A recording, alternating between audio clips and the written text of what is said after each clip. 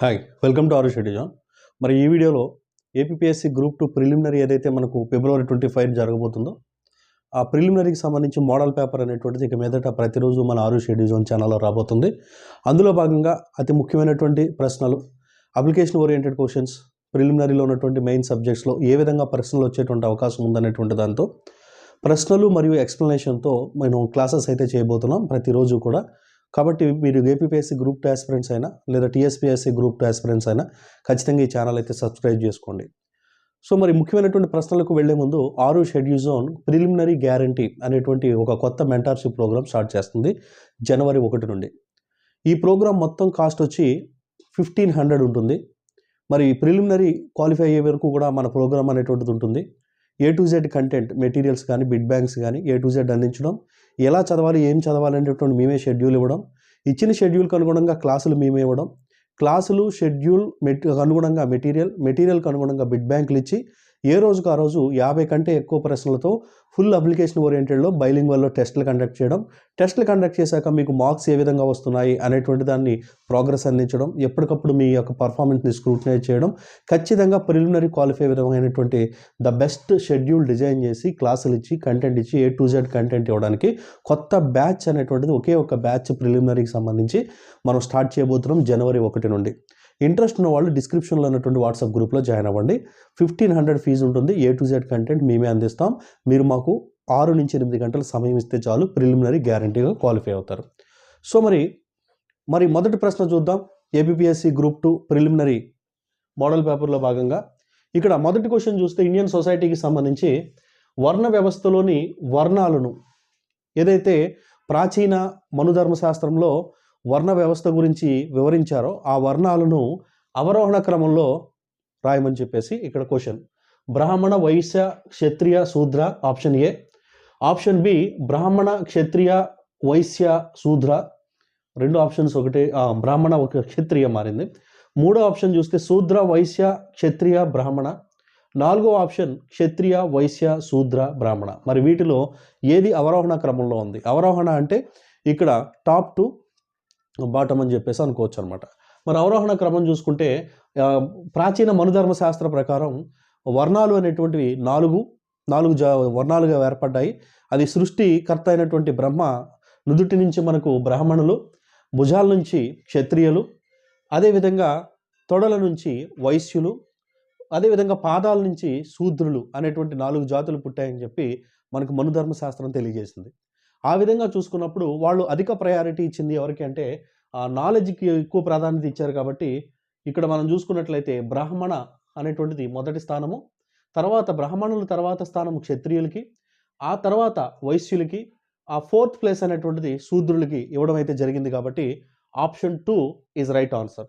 Option 2 అనేటువంటిది right answer. మరి వివరాలకు వెళ్ళినట్లయితే మనకి సృష్టికర్త అయినటువంటి బ్రహ్మ యొక్క భాగాల నుంచి మనకి ఈ వర్ణ వ్యవస్థ అనేటువంటిది పుట్టిందని చెప్పేసి మనకి ఇక్కడ తెలుస్తుంది. బ్రహ్మ యొక్క నుదుటి నుంచి బ్రాహ్మణులు, షోల్డర్స్ నుంచి క్షత్రియులు, థైస్ నుంచి వైష్ణవులు, అదేవిధంగా ఫుట్ నుంచి శూద్రులు అనేటువంటి 4 వర్ణాలు మనకి ఇక్కడ పుట్టాయని చెప్పేసి మనకు మనుధర్మ శాస్త్రం తెలియజేస్తుంది. అదేవిధంగా మరి మరొక ముఖ్యమైనటువంటి క్వశ్చన్ ఇండియన్ సొసైటీకి సంబంధించి ఇక్కడ వివాహాలకు సంబంధించి ఇవ్వడం జరిగింది. మరి దీంట్లో ఏది సరిగా ఉంది? 4 ఆప్షన్స్లో ఇక్కడ ఉన్నటువంటి ఆప్షన్స్లో ఏది సరైనదో ఐడెంటిఫై చేయమన్నాడు. బ్రహ్మ వివాహము అంటే ఇక్కడ వివాహాల గురించి మనకి హిందూ ధర్మశాస్త్రంలో మనకు 8 రకాలైనటువంటి వివాహ వ్యవస్థల గురించి తెలియజేయడం జరిగింది. 8 రకాల వివాహాలు మనకు ప్రాచీన హిందూ శాస్త్రంలో, హిందూ ధర్మశాస్త్రంలో ఉన్నాయి. ఆ 8 రకాలైనటువంటి వివాహాలకు సంబంధించి ఇక్కడ 4 రకాలైనటువంటి వివాహాల గురించి ఇవ్వడం అయితే జరిగింది. 4 రకాల వివాహాల గురించి ఇచ్చినటువంటి వివరణలు కూడా ఇవ్వడం జరిగింది. మరి వీటిలో మీరు ఏది కరెక్ట్ అనుకుంటున్నారో ఐడెంటిఫై చేయండి. ఏవి సరిగా ఉన్నాయి, ఏదైనా మిస్టేక్ ఉందో ఐడెంటిఫై చేయండి. సో మరి ఇక్కడ చూసినట్లయితే బ్రహ్మ వివాహము అంటే కృతువు చేసినటువంటి, అంటే ఎవరైతే కృతువు చేస్తారో, పూజలు చేస్తారో ఆ విధమైనటువంటి బ్రాహ్మణుడికి దక్షిణ ఇవ్వడానికి బదులుగా ఆ కుటుంబంలో ఉన్నటువంటి స్త్రీ కుమార్తెను ఇచ్చి, దక్షిణగా కుమార్తెను ఇచ్చి వివాహం చేసినట్లయితే ఇది బ్రహ్మ వివాహము. మరి నిద్రపోతున్నటువంటి అమ్మాయిని బలవంతంగా ఎత్తుకుపోయి పెళ్లి చేసుకుంటే అది రాక్షస వివాహము. వధువుని లేదా వరుణ్ణి కొనుక్కొని పెళ్లి చేసుకుంటే అది అసుర వివాహము. ఎటువంటి కట్నాలు కానుకలు లేకుండా పెళ్లి చేసుకుంటే అది ప్రజాపాచ్య వివాహము అని ఇక్కడ ఇవ్వడం జరిగింది. మరి వీటిలో ఉన్నటువంటి వాటిలో సరైనటువంటి ఆప్షన్ ఏది అని చూస్తే, మరి ఇక్కడ ఇచ్చినటువంటి ఆప్షన్స్లో ఏది సరైనది అంటే, మరి ఫస్ట్ నుంచి చూద్దాం. బ్రహ్మ వివాహము అంటే కృతువు చేసినటువంటి బ్రాహ్మణుడికి ఒక తండ్రి తన కుమార్తెని దక్షిణగా ఇచ్చేస్తే కనుక అది బ్రహ్మ వివాహం అంటారు. ఇది మనుధర్మ శాస్త్రంలో ఒప్పుకోబడినటువంటి వివాహం. ఇది కేవలం బ్రాహ్మణులకు మాత్రమే చెల్లుతుంది. ఇది బ్రాహ్మణులకు మాత్రమే యాక్సెప్టెన్సీ ఉన్నటువంటి వివాహం అనమాట బ్రహ్మ వివాహము. ఇది కరెక్టే. మరి రాక్షస వివాహం అంటే నిద్రపోతున్న అమ్మాయిని బలవంతంగా ఎత్తుకుపోయి పెళ్లి చేసుకోవడం అనేటువంటిది రాక్షస వివాహము కాదు. ఇష్టం లేకుండా పెళ్లి చేసుకోవడాన్ని రాక్షస వివాహం అంటారు. నిద్రపోతున్న అమ్మాయిని తీసుకెళ్లి పెళ్లి చేసుకుంటే కనుక అది పిశాచ వివాహము అని అంటారు. పైశాచిక వివాహము లేదా పిశాచ వివాహము అంటారు. కాబట్టి ఇది కరెక్ట్ కాదు. అసుర వివాహము అంటే వధువుని లేదా వరుణ్ణి కొంత డబ్బు ఇచ్చి కొనుక్కొని పెళ్లి చేసుకోవడము. ఇది మనుధర్మ శాస్త్రంలో కేవలం వైశ్యులు, ఎవరైతే వైశ్యులు ఉంటారో వాళ్ళు మాత్రం ఇది చేసుకోవచ్చు అని అంగీకరించబడినటువంటి వివాహం అనమాట. సో అసుర వివాహము వైశ్యులకి ఇది. ఇక ప్రజాప్రాచ్య వివాహం అంటే ఎలాంటి కట్న కానుకలు మనకి కన్యాశుల్కాలు ఏమీ లేకుండా చేసుకునేటువంటి మ్యారేజ్ని ఈ మ్యారేజ్ అంటారు. మనకి ప్రజాప్రాచ్య వివాహము అంటే ఇచ్చినటువంటి ఆప్షన్స్లో ACD అనేటువంటివి కరెక్ట్ ఆన్సర్స్, మిగిలినవన్నీ కూడా రాంగ్. కాబట్టి ఆప్షన్ సి అనేటువంటిది కరెక్ట్ ఆన్సర్, ఆప్షన్ 2 రాంగ్ కాబట్టి. ఓకే, సో మరి మరొక ప్రశ్న చూద్దాం. ఇక్కడ ఇండియన్ జాగ్రఫీకి సంబంధించి, వరల్డ్ జాగ్రఫీకి సంబంధించి ఇక్కడ గ్రహాలు ఏవైతే ప్లానెట్స్ ఉంటాయో ఈ ప్లానెట్స్కి సంబంధించి వాటికి ఉన్నటువంటి ప్రత్యేకమైనటువంటి లక్షణాలకు సంబంధించి ఇక్కడ మనకు ఒక సెట్ ఇచ్చాడు. వాటిలో సరికానిది ఏంటో ఐడెంటిఫై చేయమన్నాడు. మరి మృత్యుదేవుడిగా ప్లూటోని పిలుస్తారు అని ఇక్కడ ఇవ్వడం జరిగింది. యముడు ప్లూటో అంటే మృత్యుదేవుడిగా మనకి ప్లూటోని పిలుస్తారు అని చెప్పేసి. ప్లూటో అనేటువంటిది మనకు నవగ్రహాల్లో ఒక గ్రహంగా ప్లూటో ఉండేది. బట్ ప్లూటో రీసెంట్గా 2006 నుంచి దీన్ని ఒక గ్రహం జాబితా నుండి తొలగించారు. ప్రస్తుతం దీన్ని యాస్ట్రాయిడ్గా మాత్రమే చూడడం అనేటువంటిది జరుగుతుంది. గ్రహం కాదు ప్లూటో అనేటువంటిది, ప్రస్తుతం యాస్ట్రాయిడ్గానే చూస్తున్నారు. నెప్ట్యూన్కి ఒక శాటిలైట్గా కూడా కొంతమంది శాస్త్రజ్ఞులు చెప్తున్నారు అనమాట. సో దట్ ప్లూటో మృత్యుదేవుడు అని ఇచ్చినటువంటిది సరైనటువంటి ఆప్షన్. ఇక నెక్స్ట్ చూస్తే ఆకుపచ్చ గ్రహము యురేనస్లో ఎక్కువగా ఉన్నటువంటి మిథేన్ అనేటువంటి ఏదైతే మూలకం ఉందో ఆ మిథేన్ వల్ల యురేనస్ అనేటువంటిది గ్రీన్ కలర్లో కనబడుతుంటుంది. కాబట్టి యురేనస్ ఆకుపచ్చ గ్రహము అనేటువంటిది కూడా సరైనటువంటిదే. ఇక శని గ్రహం సాటర్న్ అత్యంత తేలికైనటువంటి గ్రహము. గ్రహాలన్నింటిలో అత్యంత తేలికైనటువంటి గ్రహం. ఒక పెద్ద సముద్రంలో కనుక సాంద్రత కూడా తక్కువ ఉన్నటువంటి గ్రహం కాబట్టి ఒక పెద్ద సముద్రంలో కనుక శని గ్రహాన్ని పడేస్తే అది తేలుతుంది అని కూడా చెప్తుంటారు. 82 శాటిలైట్స్ అనేటువంటివి దీనికి ఉన్నాయి. రోమన్స్ ఎవరైతే ఉంటారో రోమన్స్ వ్యవసాయ దేవుడిగా ఈ శని గ్రహాన్ని పూజిస్తారు. కాబట్టి అత్యంత తేలికైనటువంటి గ్రహం అని ఇచ్చినటువంటి వాటిలో శని గ్రహం ఇది కూడా కరెక్టే. ఇక goddess of love, beauty and sex అని మెర్క్యూరీని పిలుస్తారు. అంటే ప్రేమ, శృంగార, అందాల దేవతగా మెర్క్యూరీని పిలుస్తారు అని చెప్పేసి ఇక్కడ ఇవ్వడం జరిగింది. సో మరి ఇక్కడ బుధుడు ఈ లక్షణాలు ఉన్నాయా అంటే లేవు. బుధుడు కాదు. మనకి ఎవరైతే వీనస్ అనేటువంటి గ్రహం ఉందో వీనస్ గ్రహానికి మనకు goddess of love, sex and beauty అని పిలుస్తారు రోమన్స్. ఎందువల్లంటే ఇది అందమైనటువంటి అత్యంత బ్రైట్ గ్రహం కాబట్టి. సో కాబట్టి మెర్క్యూరీ అనేటువంటిది రాంగ్. ఇది వీనస్ అనేటువంటి గ్రహం కాబట్టి వీనస్ అనేటువంటిది సరైనటువంటి ఆప్షన్. కాబట్టి ఇక్కడ ఇచ్చినటువంటి వాటిలో సరికానిది ఆప్షన్ డి అనేటువంటిది సరికాదు. కాబట్టి ఆప్షన్ డి సరికాదు, మనం ఇది తీసేయాలి. సో మరి వీనస్ గురించి కొన్ని ముఖ్యమైనటువంటి అంశాలు చూసుకున్నట్లయితే వీనస్ అనేటువంటిది అత్యంత అందమైనటువంటి గ్రహంగా రోమన్స్ అనేటువంటి వాళ్ళు తెలియజేస్తారు. Beauty, desire, sex, fertility, prosperity, victory అన్నిటికీ కూడా ఈ గ్రహాన్ని వీనస్ అనేటువంటి గ్రహాన్ని వాళ్ళు ఒక సింబల్గా చూస్తారు. బ్యూటీకి కానీ, అందానికి కానీ, ఫెర్టిలిటీ సంతానాన్ని ప్రసాదించేదని కానీ, అదేవిధంగా మనకు ఏదైతే విజయాన్ని అందించేటువంటి గ్రహంగా రోమన్ మైథాలజీలో ఒక గ్రహంగా పిలుస్తారు. ఈ వీనస్ను వాళ్ళు మహిళగా అంటే ఫీమేల్గా అంటే ఆడ గ్రహంగా కూడా వాళ్ళు పూజిస్తూ ఉంటారు. కాబట్టి వీనస్ అనేటువంటిది కరెక్ట్ ఆప్షన్. అక్కడ మెర్క్యూరీ అని ఇచ్చారు. అదేవిధంగా 240కి పై రోజులు మనకి ఒక భ్రమణం అంటే వీనస్ అనేటువంటిది తన రొటేషన్కి 240 రోజులు తీసుకుంటుంటుంది. అంటే ఇక్కడ దగ్గర దగ్గరగా ఒక డే, వీనస్లో ఒక డే భూమి మీద ఒక సంవత్సరానికి సమానంగా ఇంచుమించుగా ఉంటుందన్నమాట. ఇక నెక్స్ట్ చూసినట్లయితే ఇది అత్యంత బ్రైట్ గ్రహంగా ఉంది. అదేవిధంగా మనకు వీనస్ చూస్తే ఎక్కువగా టెంపరేచర్ని రిసీవ్ చేసుకునేటువంటి గ్రహంగా కూడా, అత్యంత వేడి గ్రహం కూడా మనకు వీనస్ అవుతుంది. మరి మెర్క్యూరీ సన్కి దగ్గరగా ఉంది కదా, వీనస్ సెకండ్ ప్లేస్లో ఉంది కదా, మరి మెర్క్యూరీ మనకు ఎక్కువ సన్ టెంపరేచర్ని రిసీవ్ చేసుకుంటుంది కాబట్టి అది అత్యంత వేడి గ్రహం అవ్వాలి కదా అని చాలామందికి సందేహం వస్తుంది. కానీ మెర్క్యూరీలో కార్బన్ డైఆక్సైడ్ అనేటువంటి తక్కువ, ఇక్కడ అందుకని మెర్క్యూరీ తనకు వచ్చినటువంటి రేడియేషన్ ఏదైతే ఉందో దాన్ని రిఫ్లెక్ట్ చేసేస్తుంది వెనక్కి. కానీ ఇది ఎక్కువ గ్రహిస్తుంది, అంటే మెర్క్యూరీ కంటే ఎక్కువ వేడిని సన్ నుంచి గ్రహిస్తుంది కాబట్టి వీనస్ అనేటువంటి గ్రహం ఏదైతే ఉందో ఇది అత్యంత వేడి గ్రహంగా కూడా మనం దీన్ని గమనించవచ్చు. కాబట్టి వీనస్ గురించి ముఖ్యమైనటువంటి అంశాలు. సో మనం నెక్స్ట్ చూసినట్లయితే భూమికి ఉన్నటువంటి ఒకే ఒక న్యాచురల్ శాటిలైట్ చంద్రుడు. మరి చంద్రుడి గురించి ఇక్కడ 4 స్టేట్మెంట్స్ ఇచ్చారు. ఈ 4 స్టేట్మెంట్స్లో మీరు సరికానిది ఏంటో ఐడెంటిఫై చేయమంటున్నారు. మరి 4 స్టేట్మెంట్స్లో ఒకటి ఏంటి? చంద్రుడి గురించి అధ్యయనం చేసేటువంటి శాస్త్రాన్ని సెనాలజీ అని అంటారు. చంద్రుడికి భూమికి మధ్య గల ఉన్నటువంటి గరిష్ట దూరాన్ని అఫోజీ అని, కనిష్ట దూరాన్ని ఫెరీజీ అని పిలుస్తారు. చంద్రుడి యొక్క ఏదైతే గ్రావిటీ, గురుత్వాకర్షణ ఉంటుందో ఇది భూమిపై ఉన్నటువంటి సముద్రాల్లో ఉన్నటువంటి పోటులు ఏవైతే ఉన్నాయో వాటిని డిసైడ్ చేస్తాయి. మరి 4వది ఏంటంటే చంద్రుడి పైన వాతావరణం ఉండదు కాబట్టి చంద్రుడి పైన సంగీతం వినపడదు అని 4 ఆప్షన్స్ ఇచ్చారు. మరి వీటిలో సరికాని ఆప్షన్ ఏదైనా ఉందో చూడమన్నారు. సో మరి చంద్రుడి గురించి అధ్యయనం చేసేటువంటి శాస్త్రాన్ని సెనాలజీ అని అంటాం. చంద్రుడికి భూమికి మధ్య గల దూరాన్ని, గరిష్ట దూరాన్ని అఫోజీ, కనిష్ట దూరాన్ని ఫెరీజీ అని అంటాం. అది కూడా కరెక్టే.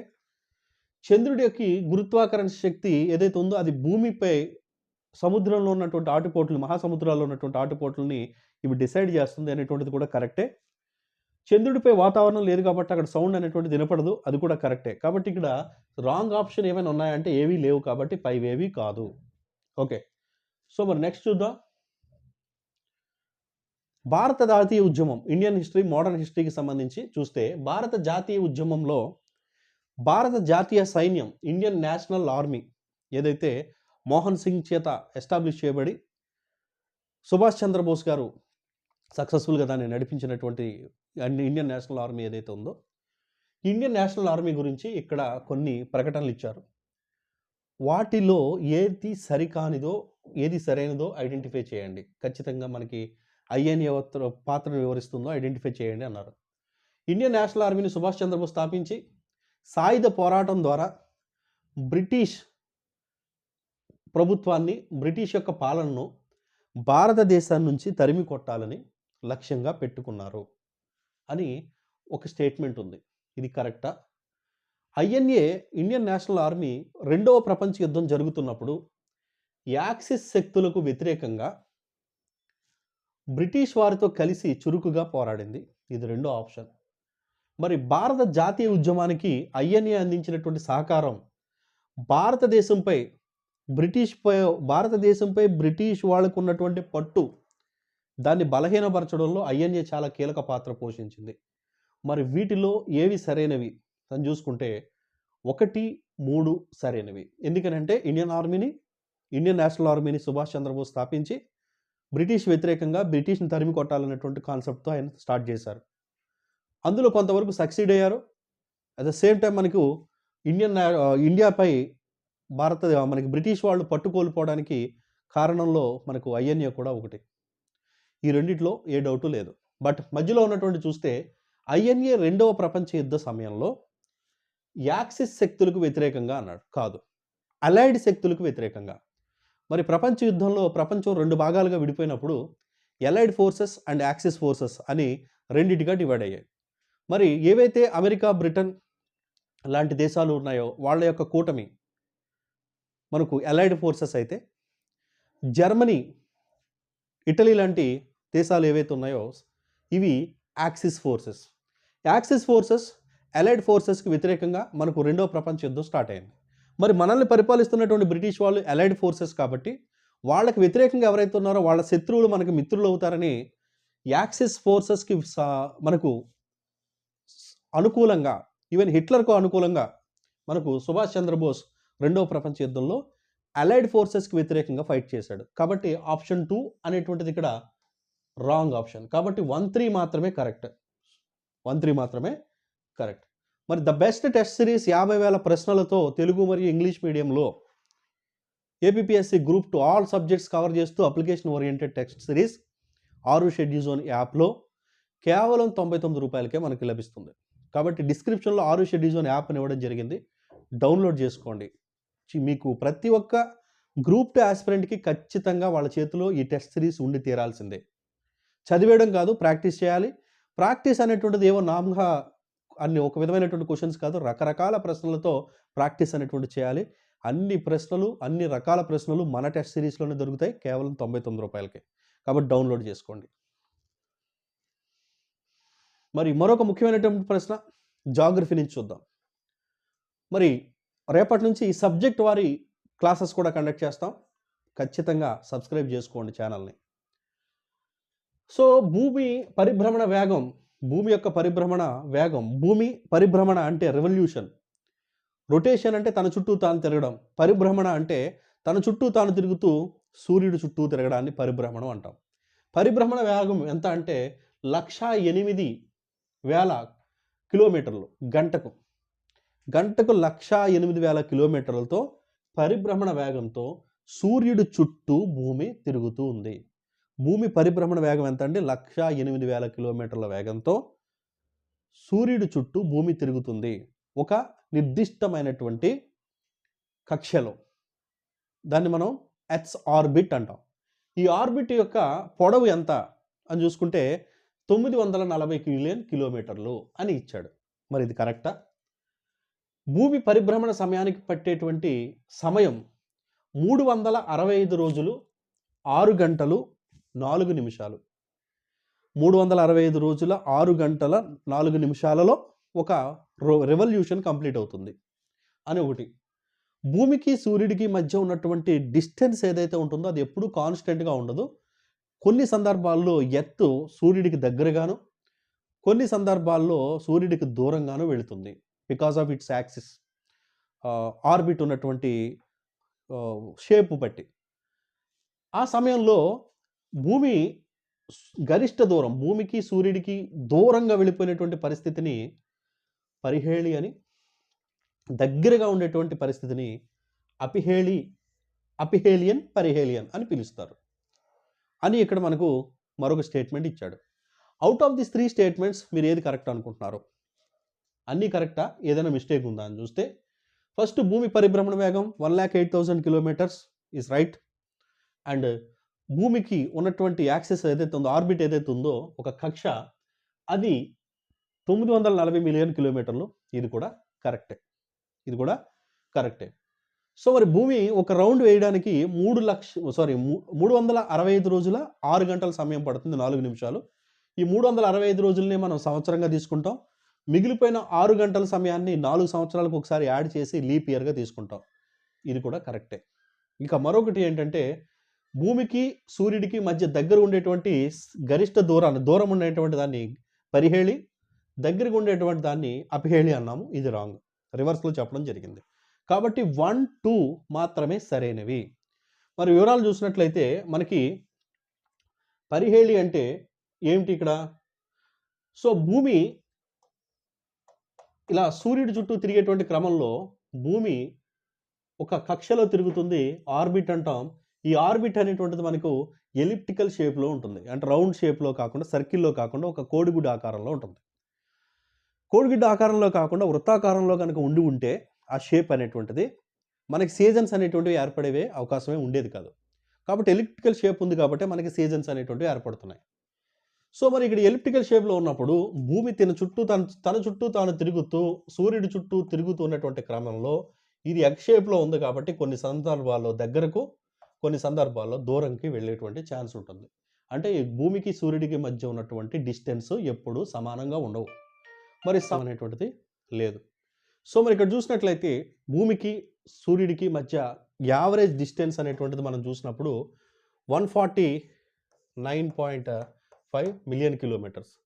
అదే ఫార్తెస్ట్ దూరంగా ఉన్నప్పుడు మనకు చూసినట్లయితే ఫార్తెస్ట్ పొజిషన్ మనకు చూస్తే ఎంత ఉంది, అదేవిధంగా నియరెస్ట్ పొజిషన్ మనకు చూస్తే ఎంత ఉంది అంటే మరి ఫార్తెస్ట్ పొజిషన్ ఏదైతే ఉందో ఈ ఫార్తెస్ట్ పొజిషన్ని మనం అపిహేలియన్ అంటాం. అంటే దూరంగా ఉన్నటువంటి పొజిషన్ని అపిహేలియన్ అని అంటాము. 152 మిలియన్ కిలోమీటర్స్ ఉంటుంది. దగ్గరగా ఉండేటువంటి పొజిషన్ని పెరిహేలియన్ అంటాము. మనకి 148 మిలియన్ కిలోమీటర్స్ అనేటువంటిది ఉంటుందన్నమాట. కాబట్టి మనకు రివర్స్లో ఇచ్చాడు, అది మాత్రం గుర్తుపెట్టుకోండి. ఇక మరొక ముఖ్యమైనటువంటి ప్రశ్న సోషియాలజీకి సంబంధించి, ఇండియన్ సొసైటీకి సంబంధించి భగిని బహుభార్యత్వం, సమిశ్ర కుటుంబం, ప్రాథమిక కుటుంబం, స్క్రైటైజేషన్ అనేటువంటి వాటికి సంబంధించి కుటుంబాలకు సంబంధించి ఇక్కడ మనకు ఎక్స్ప్లెనేషన్ ఇచ్చారు. ఏది దేనికి సూట్ అవుతుంది అనేటువంటిది మీరు ఐడెంటిఫై చేయండి.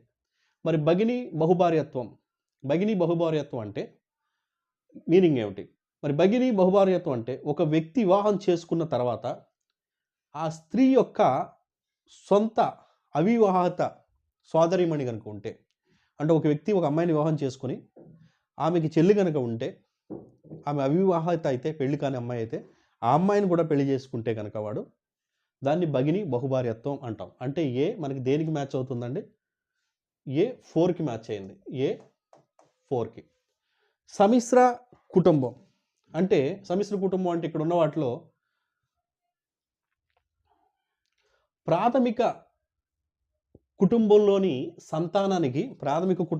సంతానానికి వివాహమైన తర్వాత వివాహ మార్పుల వల్ల ఏర్పడేటువంటి కుటుంబం సమిశ్ర కుటుంబం.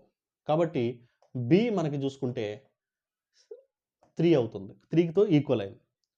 ప్రాథమిక కుటుంబం అంటే ఒక భార్య భర్తలకు సంబంధించి ఒకే కుటుంబంలో సభ్యులైతే, భార్యాభర్తలు అనేటువంటి వాళ్ళు ఒకే కుటుంబానికి, అంటే మేనమామ పిల్లలు ఎట్లా కనుక చేసుకున్నట్లయితే ఆ కుటుంబంలో వాళ్ళకి మ్యారేజ్ చేసుకున్నప్పుడు ప్రాథమిక కుటుంబం అనేటువంటిది అవుతుంది. సో సి అనేటువంటిది మనకి ఆప్షన్ 2తో సరిపోతుంది.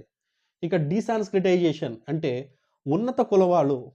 ఉన్నతమైనటువంటి కులానికి సంబంధించిన వాళ్ళు నిమ్న జాతి కులాలకు సంబంధించినటువంటి వాళ్ళని పెళ్లి చేసుకోవడాన్ని మనకు డీస్కాంటైజేషన్ అని అంటాము. డీసాన్స్క్రిటైజేషన్ అనేసి. సో డి అనేటువంటిది మనకి దేనికి సూటబుల్ అవుతుంది అంటే 1కి సూటబుల్ అవుతుంది. సో ఇక్కడ చూసుకున్నప్పుడు A4 అదేవిధంగా మనకు దేనికి A4, B3, C2 అనేటువంటివి కరెక్ట్ ఆప్షన్. కాబట్టి ఆప్షన్ 2 ఈజ్ రైట్ ఆన్సర్. ఇక హిందూ వివాహ ఆచారాలకు సంబంధించి మరొక ముఖ్యమైనటువంటి ప్రశ్న ఇవ్వడం జరిగింది. సో మరి ఇక్కడ చూస్తే కన్యాదానం, వివాహ హోమం, పాణిగ్రహణం, సప్తపది, వివాహము, ఈ 5టికి ఉన్నటువంటి డెఫినేషన్స్ ఇచ్చారు. మరి వీటిలో ఏది సరిగా ఉందో ఐడెంటిఫై చేయండి. సో మరి ఇక్కడ చూసినట్లయితే కన్యాదానం, వధువు తండ్రి వధువుని వరుడికి బహుమతిగా ప్రదానం చేయడాన్ని కన్యాదానం అంటాం. సో 2 కరెక్టే ఉన్నాయి. వివాహ హోమం, వివాహానికి సాక్షిగా అగ్నిని ప్రజ్వలనం చేయడాన్ని వివాహ హోమం అని అంటారు. సో ఇది కూడా కరెక్టే. పాణిగ్రహణం అంటే వరుడు వధువు యొక్క చేయిని పట్టుకోవడాన్ని పాణిగ్రహణం అంటాం.